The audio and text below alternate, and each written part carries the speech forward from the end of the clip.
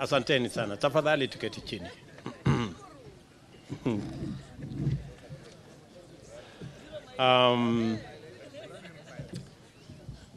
Of course, you agree with me that I am overwhelmed. This is a moment like no other. And let me first take this opportunity to thank the Almighty God. Yes, it is God. I say it is God. Without God, we wouldn't be here. I have gone through many difficult situations, but because of God, we are here today to celebrate that today the people of Kenya have made a choice, and that choice has been confirmed by our judiciary. Let me first and foremost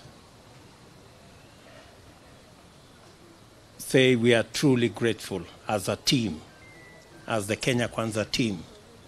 We are grateful to God because we have come a long journey.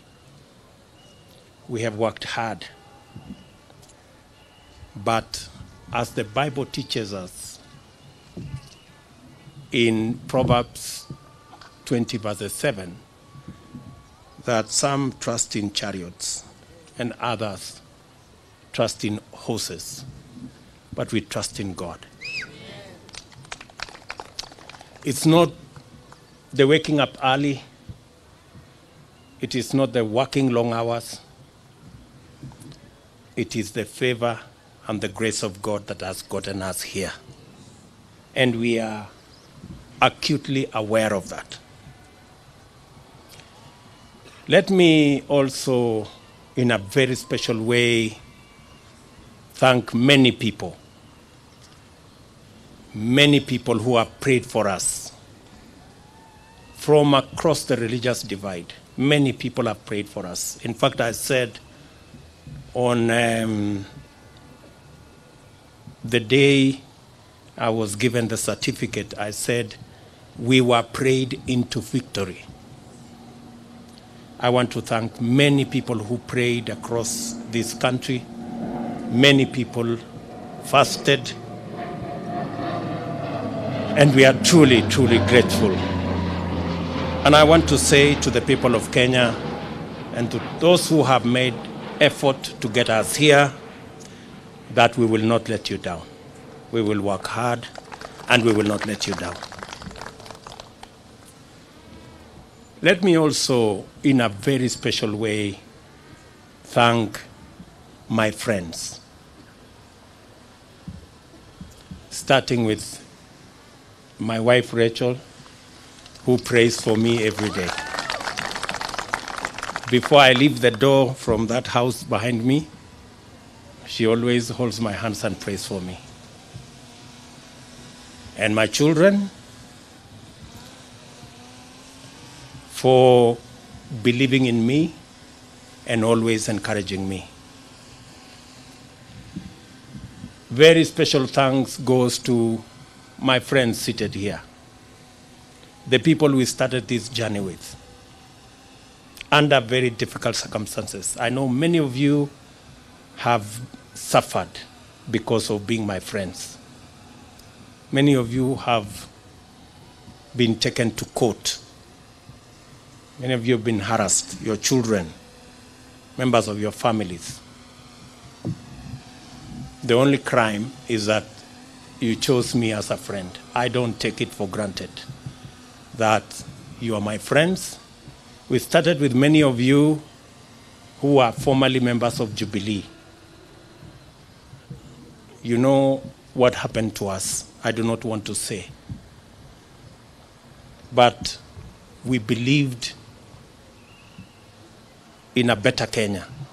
We believed in a freer, more democratic, more rational Kenya. Along the way, Many brothers and sisters joined us from other political parties.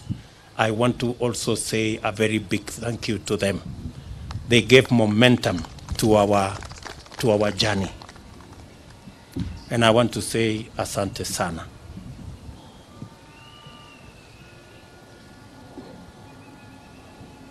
Let me also congratulate and recognize and appreciate the people of Kenya who believed in us. They went out of their way. Under very difficult circumstances, they believed in us. They listened to us. You know, the legendary Mamamboga and Boda Boda guys, they are the heroes of our campaign. They defined this election.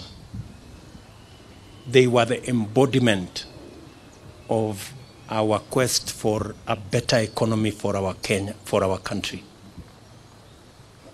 The millions of Kenyans who believed in us.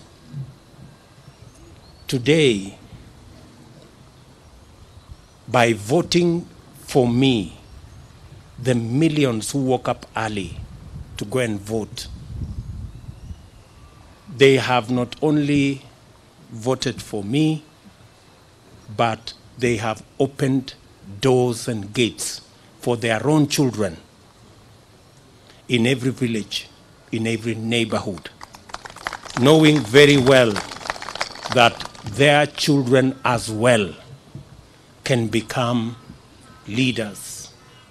And every child is free to dream, and every child is free to aspire to any office. And working hard, believing in God, they can get wherever they want to go. I think my election opens possibilities for all our children, irrespective of their background, irrespective of where they come from, irrespective of their financial status. But this afternoon, with the unanimous decision of the Supreme Court of Kenya, our lengthy, suspenseful, and protracted election has come to an end. My fellow presidential candidates and I made our respective cases before Kenyans and submitted ourselves to their sovereign decision at the ballot. After the results of the votes were declared, it was taken up before the Supreme Court for scrutiny to make sure, beyond all doubt, that the will of the people had prevailed. The court returned its verdict, and I welcome it with tremendous humility. I salute the judges of the Supreme Court who have performed their duty with utmost fidelity to the Constitution. They listened to all parties, considered all issues, applied the law, and demonstrated their learning, impartiality, and patriotism. Their professionalism has elevated the stature of the judiciary, enhanced the place of petition process in legitimating election results as the true reflection of the people's decision, and afforded the nation an opportunity to reflect. It also afforded the nation an opportunity to debate and to come to terms with the implications of the last general election. I do not take this for granted, and I thank the judiciary in general and the Supreme Court in particular for staying strong as the shining beacon of constitutionalism and the rule of law, even in the most daunting of circumstances. And you know what I mean. The Supreme Court scrutinized, examined, and dissected and tested the declaration of the Independent Electoral and Boundaries Commission against the high standard established by the Constitution. The decision vindicated the Commission's effort to go all the way and deliver an election that exceeded public expectation and fully met the constitutional threshold of a secure, transparent, free, fair, and accountable election.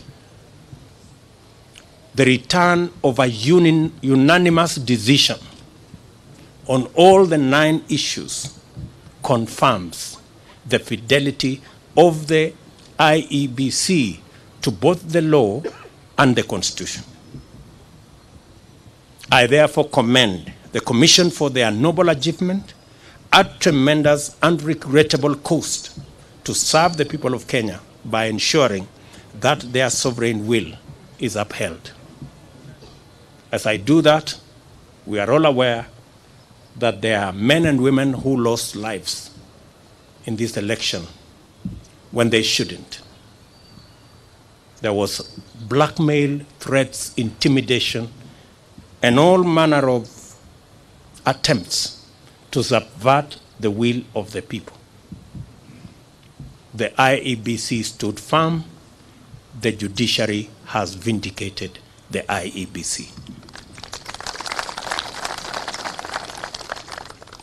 This appreciation takes us to the point of proper appreciation of the just concluded legal process.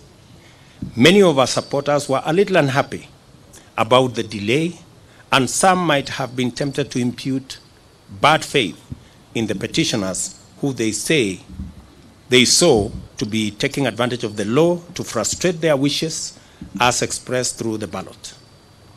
A lot of this anxiety is the result of long-standing suspicion of national institutions, especially when political contestation is involved. The Constitution of Kenya 2010 has done a lot to create comfort in institutions and the rule of law, and we continue to make encouraging progress on the path towards becoming a higher trust society, standing fully on its constitution. It was therefore perfectly legitimate for the petitioners to go before the Supreme Court to have their questions answered, doubts assuaged, and fears allayed. By exercising their constitutional right to take advantage of opportunities to establish the truth, the petitioners tested the result and inscribed upon it the highest stamp of judicial, legal, and constitutional approval. Our electoral and judicial institutions have won, and the Constitution has asserted itself and prevailed. My esteemed competitors now have a credible basis on which to consider the outcome, and we are vindicated by the choice of the people of Kenya. The court's decision completes the loop of institutional stewards of the rule of law, entrench our Constitution, and express the sovereign will of the people who have articulated themselves quite eloquently, appreciated.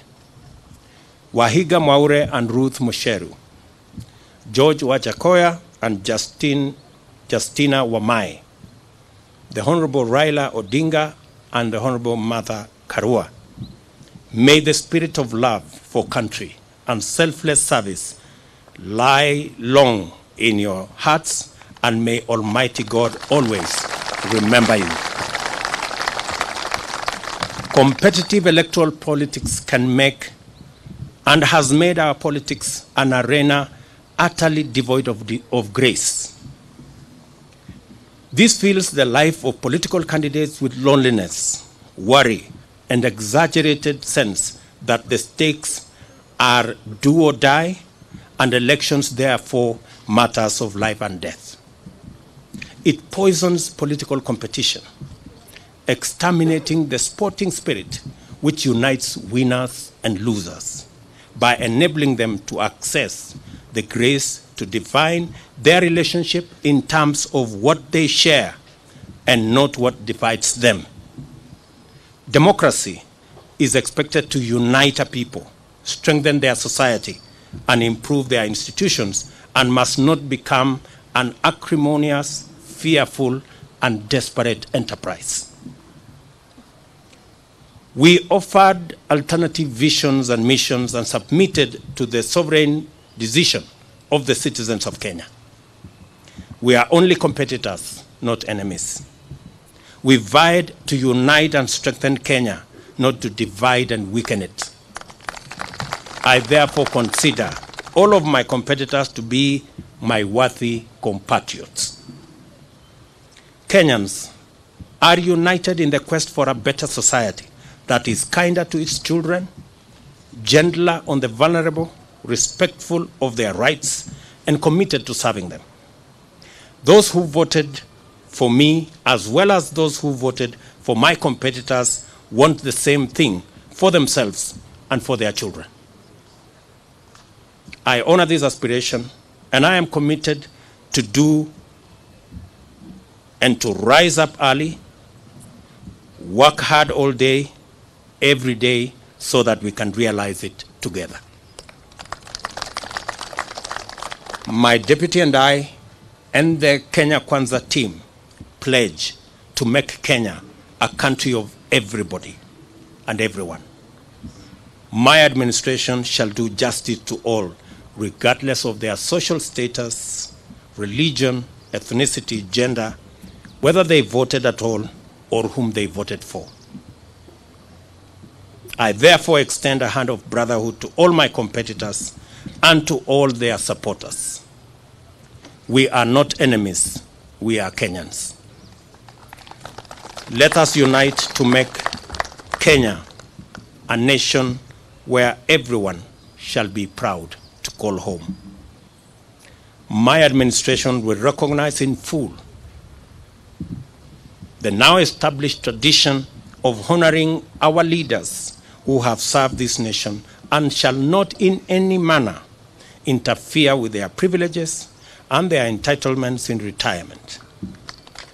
They are revered elders of our nation who deserve respect at all times. It is now time for us to prepare for the day when we wake up to the momentous duty to serve Kenyans. Let us all reflect on our contribution and look forward to build this country and nation together to achieve the glory of Kenya, express its heritage and splendor, and fill every Kenyan heart with thanksgiving. As I said earlier, the hero of our campaign is the legendary Mama Mboga and Boda Boda. The hero of the election is one Wafula Chebukati and the Independent Electoral and Boundaries Commission. And the hero of our democracy and the rule of law and constitutionalism is our judiciary. We celebrate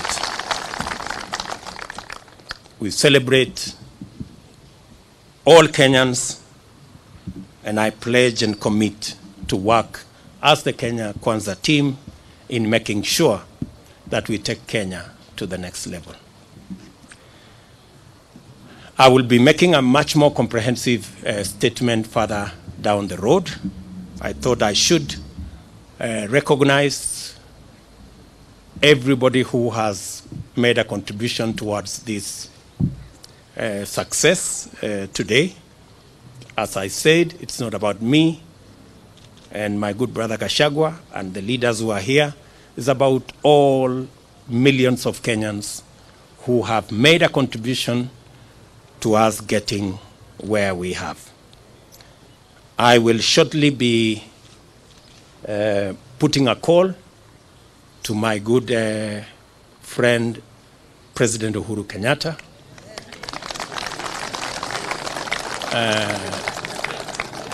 We have not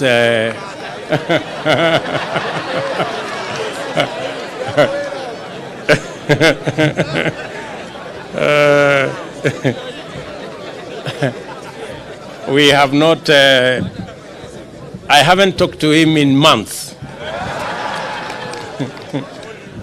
But shortly I will be putting a call to him so that we can have a conversation on the process of transition.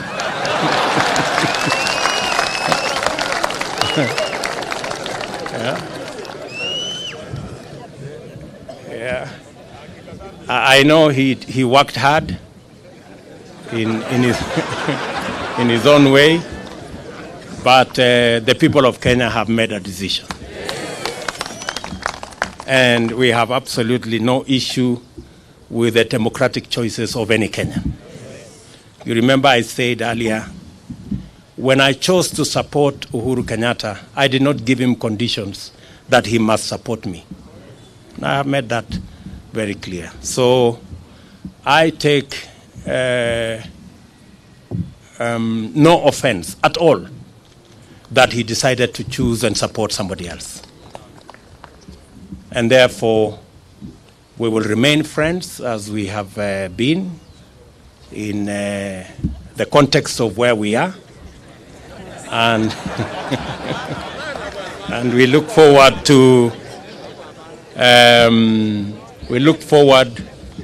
building on the foundation that's already there in the many issues that I worked with him, and be able to take Kenya to the next level in the many things that we would have wanted to do that we did not do. We are a very responsible people. Government is a continuous enterprise, and we will complete all the projects that have not been completed, as we have said, and we will build on that foundation the programs that we have committed to the people of Kenya, and we will hit the ground running because we are aware of what we need to do. I will also be putting a call to my worthy competitors, beginning with Raila Odinga, my worthy competitor, with his Azimio team, so that we can begin to contextualize how we are going to work together for the people of Kenya. Those of us who will be working from the executive, and the Azimio team who will be working from the opposition.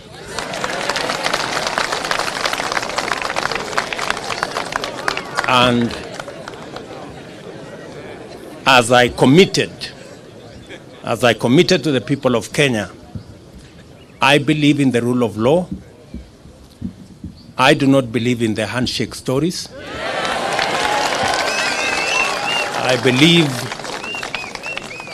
I believe in an accountable government held to account by a responsible opposition. That is how Kenya is going to move forward.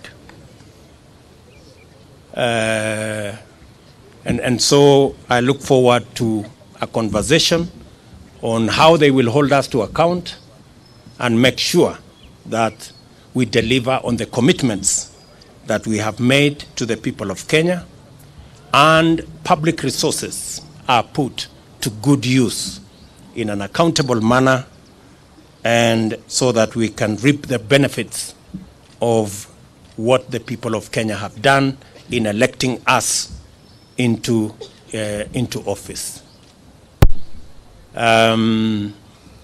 We will then be working with all the other people as we get down to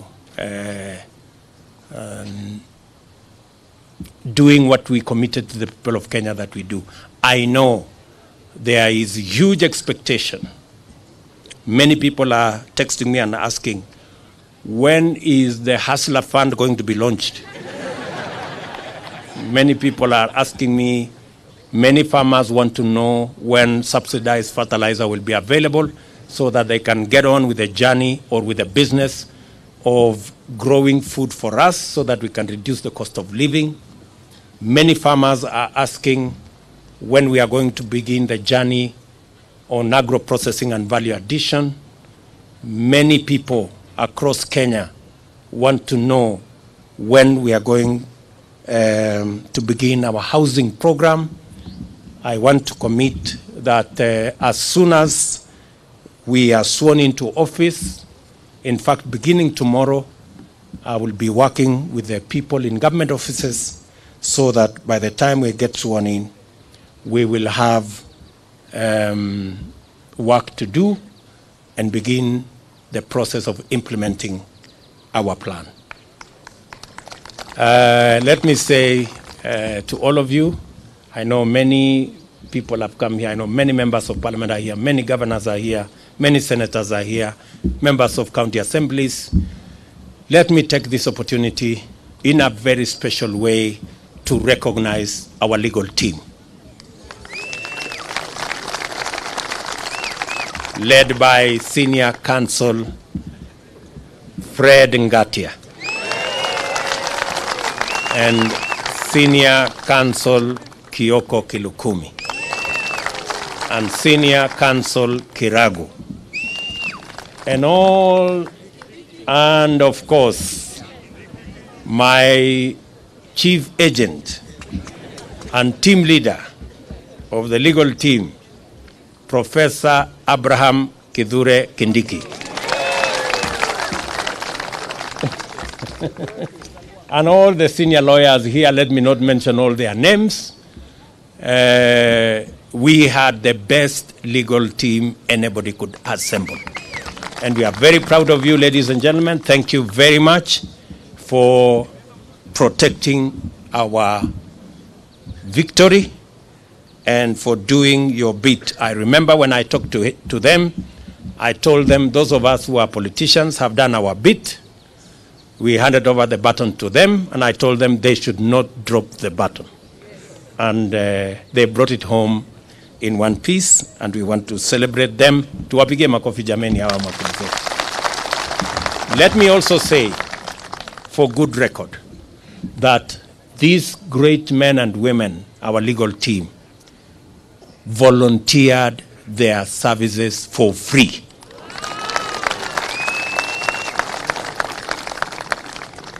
It is amazing that they said this is a patriotic duty they are doing for their country. And they were going to donate their time, their intellect, their professionalism to make sure that they do that is what is right for Kenya. Ladies and gentlemen, I sincerely appreciate on behalf of the Kenya Cancer team your sacrifice, your contribution, and your commitment to this journey. Asanteni sana. Of course, there are many volunteers.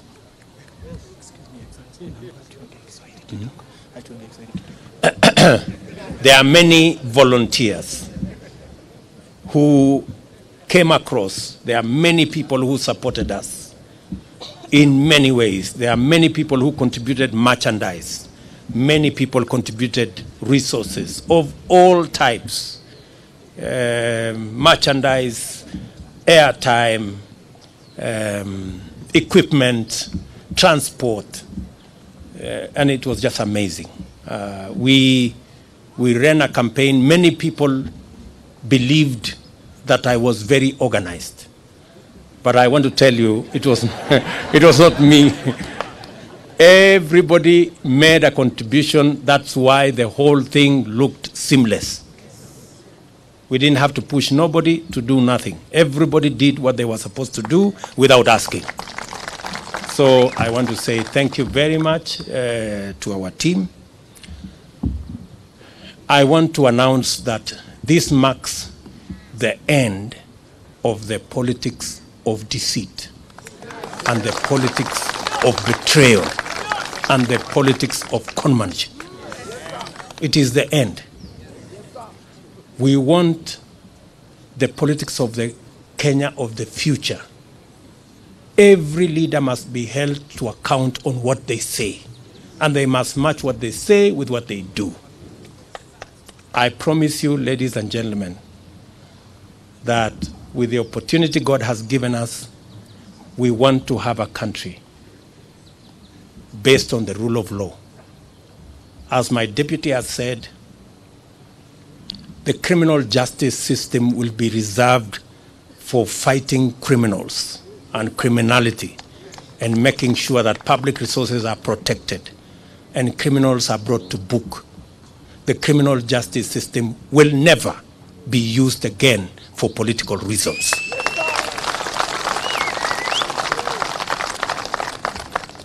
Let me say it again.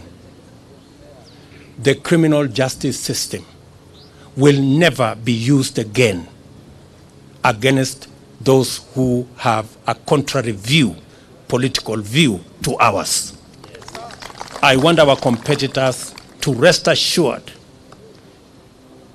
that the rest of us have been subjected to threats, blackmail, intimidation, and unnecessary fights.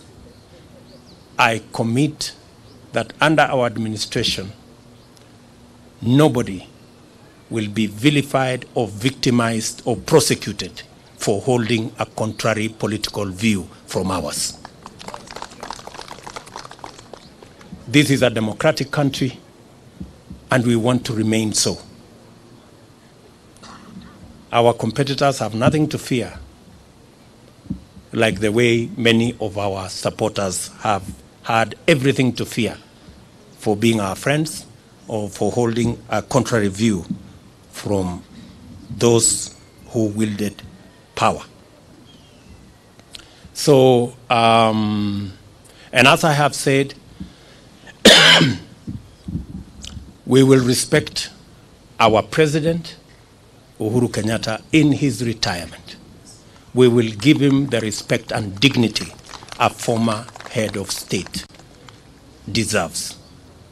We are honorable people. We are not petty, and we are not jealous. He has done a good job, and he will have his place in the history of Kenya. So nobody should peddle any falsehoods or that we harbor anything against the President of Kenya. When our good friend Raila Odinga retires also, we will give him the respect he deserves as a Kenyan leader who has made a huge contribution to the democracy of our nation, and every other leader that deserves respect. So to all our friends out there, we want to grow a nation. We want to build a society that is based on the rule of law and respect for our elders. So let me leave it there for now. The rest of the things we are going to say, I will take maybe 1 or 2 questions so that we can conclude this press conference. Na nitasema kwa Kiswahili, nitajibu maswali kwa Kiswahili. Si tumekubaliana? Kama mnataka niseme Kiswahili kidogo, nimesema ya kwamba kwa niaba ya team ya Kenya Kwanza tunamshukuru Mungu kwa sababu ya kutupatia ushindi. Hii ushindi si ya William Ruto na Gachagua, ni ushindi wa mamilioni ya Wakenya walioamka asubuhi na mapema kupiga kura ili hata na watoto wao waweze kupata nafasi ya kuwa na ndoto ya kuwa viongozi katika taifa letu la Kenya. Nimesema vile vile ya kwamba tunawashukuru wale wote, hasa IEBC ambayo ilisimamia uchaguzi katika taifa letu la Kenya. Mbali na changamoto za makomishona ambao waligawanyika pale mwisho, IEBC ilifanya uchaguzi ambao ulikuwa wa huru na haki, na kila Mkenya ametosheka.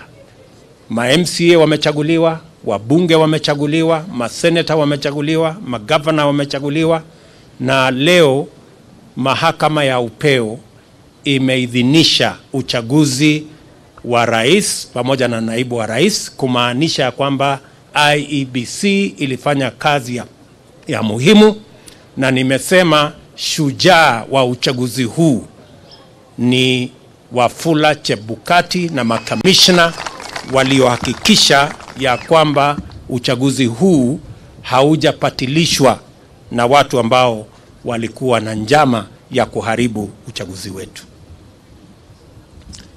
Nimesema vile vile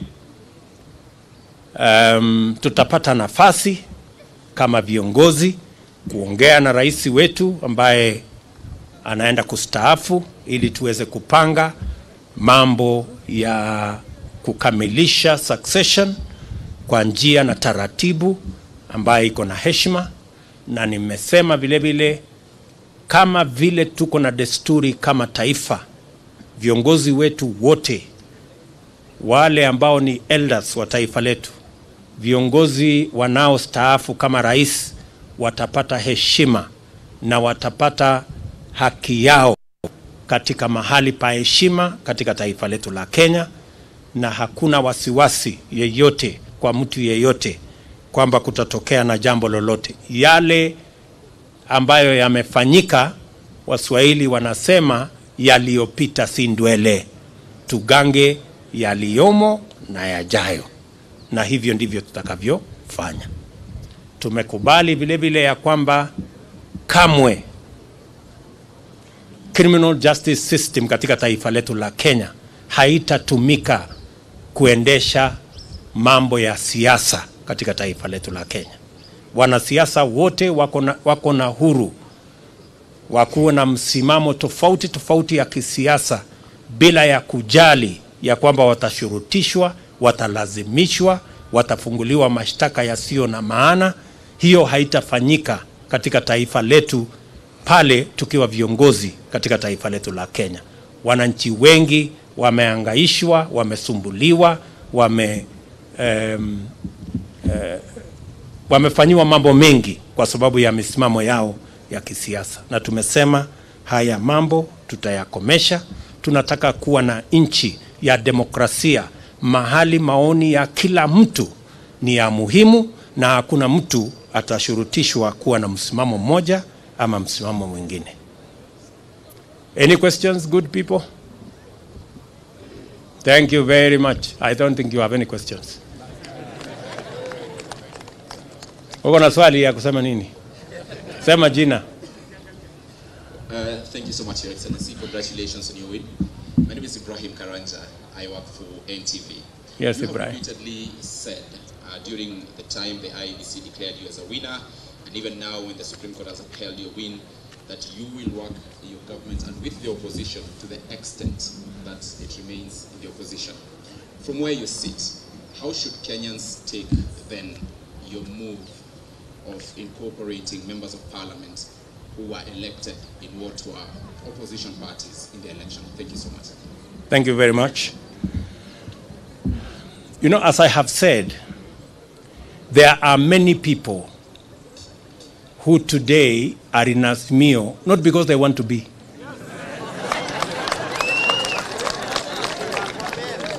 We have many people who are forced, blackmailed, threatened into belonging to Azimio. There are many leaders. Many of these leaders, if they tell you their stories, they are horror stories. Many of them were told, if you don't join Azimio, this court case, KRA, will be brought on you, and many other threats. And that's why I said the other day, our good brothers, competitors on the other side, they have to really think of how to take their coalition into the future now that they don't have the instruments of blackmail, threats, and intimidation. Because they have built their coalition using force and blackmail. And you know, this is a country, a democratic country, and you cannot force anybody to make political choices they don't want. Imagine even a law was passed that makes people prisoners of a certain coalition. That once you sign a piece of paper here, and they make sure you sign that piece of paper at night when the lights are switched off. And then you are told, once you sign, you cannot leave.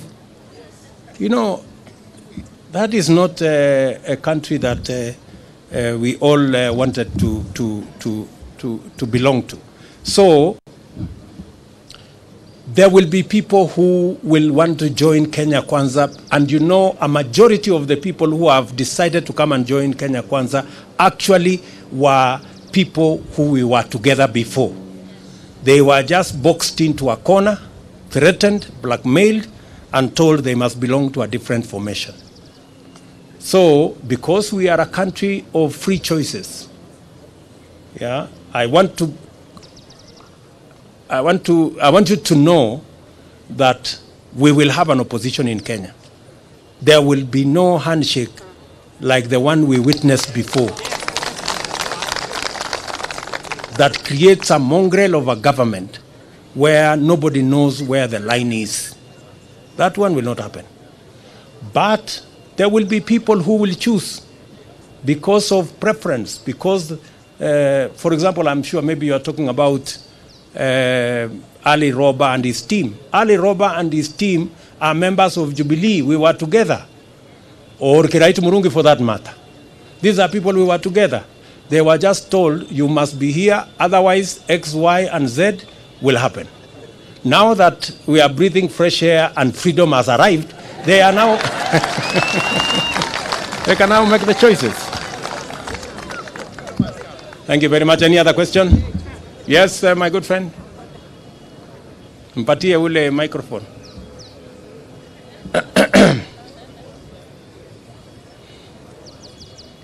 Congratulations, Sir President William Ruto. Asante. My name is Kevin Mihona from Mwangaza TV. Yes. Your Excellency President, there are young men like us who had some different thought about the verdict of this ruling in the court. What would be your encouragement to them?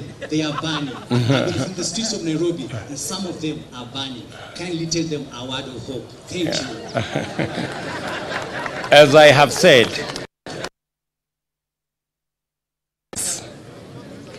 we are a democracy. And in a democracy, the majority have their way, the minority have their say. Number two, I have said here, the administration we are going to run is the administration that is going to serve all Kenyans, irrespective of whether they voted at all or whoever they voted for. We are going to serve the people who voted for us and those who did not vote for us, because we are going to run the government of Kenya. And the government of Kenya is going to be the government of Kenya for all Kenyans. So they have absolutely nothing to worry. Nothing to worry. We are going to serve all Kenyans equally. Yes?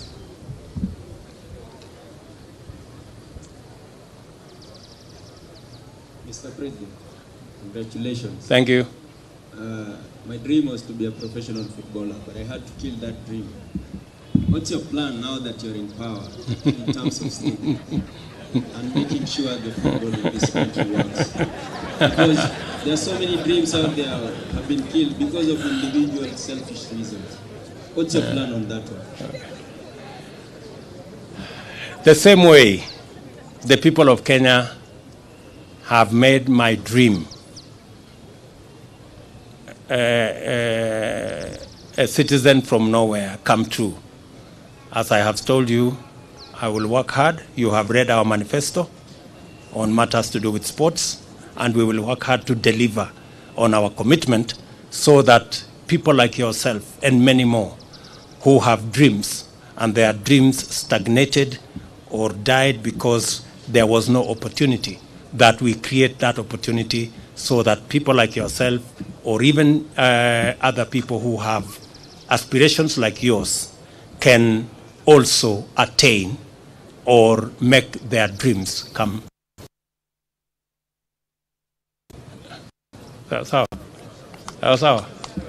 Yes, one last question.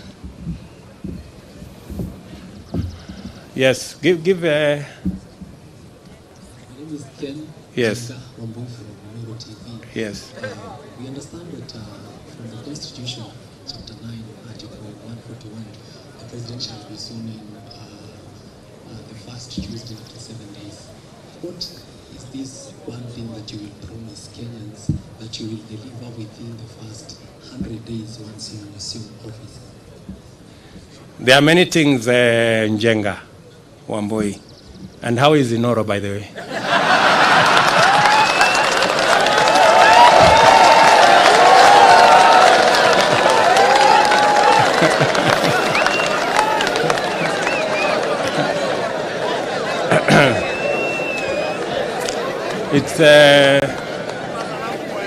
It's good to have you around.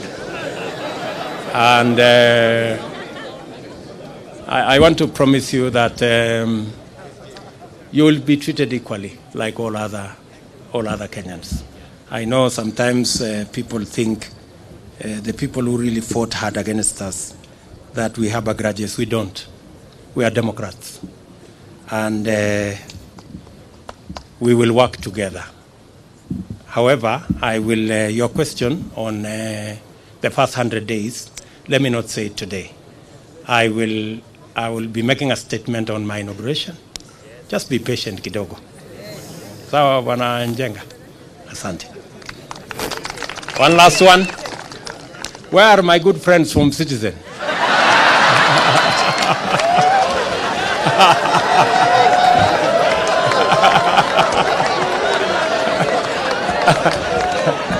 No, it was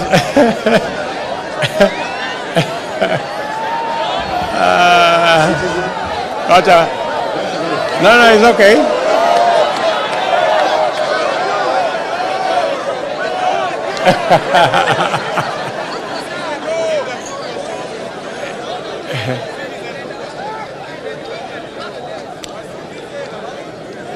Yes.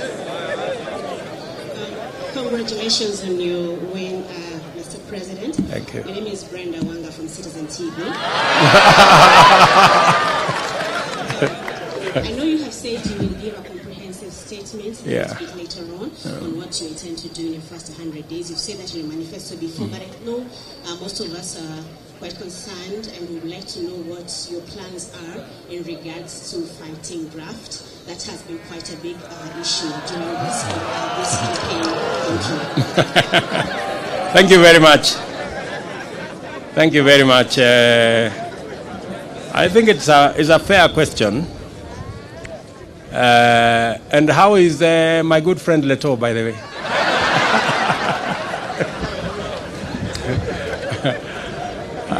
And say hello to Chemutai Goinchi. So, as I have said, I am going to make a comprehensive statement. And I want to promise you that among the things I want to do on the 100 days, one of them is going to be about tackling corruption. So expect a statement and expect there are two things that I said in the manifesto. Number one is the judiciary fund, and number two is to have an accounting officer for the police and the entire criminal justice system, so that they will never depend again on resources from the office of the president.